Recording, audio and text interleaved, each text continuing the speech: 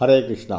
தெய்வ திரு ஆச பக்திவேதாந்த சுவாமி ஸ்ரீல பிரபுபாதர் விரிவான பொருள் உரைகளுடன் அருளிய ஸ்ரீமத் பாகவதம் காண்டம் 2 பிரபஞ்சத் தோற்றம் அத்தியாயம் 8 பரீட்சித் மகாராஜனின் கேள்விகள்.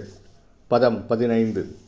பூபாதாலக்குப்யோம கிரக நக்ஷத்திர பூப்ருதாம் சரித் சமுத்திரத்வீபானாம் சம்பவச்சைதத் ஓகசாம்.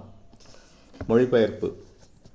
பிராமண சிரேஷ்டரே, பிரபஞ்சம் முழுவதிலும் உள்ள கோளங்கள், ஸ்வர்க்கத்தின் 4 திசைகள், ஆகாயம், கிரகங்கள், நட்சத்திரங்கள், மலைகள், நதிகள், கடல்கள் மற்றும் தீவுகள் ஆகியவையும் அவற்றின் வேறுபட்ட வாசிகளும் எவ்வாறு படைக்கப்படுகின்றன என்பதையும் தயவு செய்து விளக்கி அருளுங்கள். பொருளுரை. வெவ்வேறு இடங்களில் வசிப்பவர்கள் வெவ்வேறு விதத்தில் அமைந்துள்ளனர். எல்லா விஷயங்களிலும் அவர்கள் சமமானவர்கள் அல்ல.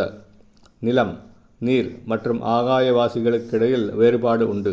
அதைப்போலவே ஆகாயத்தில் உள்ள வெவ்வேறு கிரகங்கள் மற்றும் நட்சத்திரங்களின் வாசிகளும் ஒருவருக்கொருவர் வேறுபட்டுள்ளனர். பகவானின் விதிக்கேற்ப எந்த இடமும் காலியாக இல்லை. ஆனால் ஒரு குறிப்பிட்ட இடத்தைச் சேர்ந்த உயிரினங்கள் மற்ற இடங்களைச் சேர்ந்த உயிரினங்களிலிருந்து வேறுபட்டுள்ளன.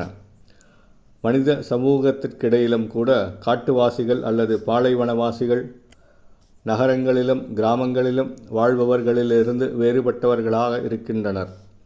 இயற்கை குணங்களுக்கேற்ப அவர்கள் படைக்கப்பட்டுள்ளனர். இயற்கை விதிகளின் இத்தகைய ஏற்பாடு குருட்டுத்தனமானது அல்ல. இந்த ஏற்பாட்டிற்கு பின்னால் பெருந்திட்டம் ஒன்றுள்ளது.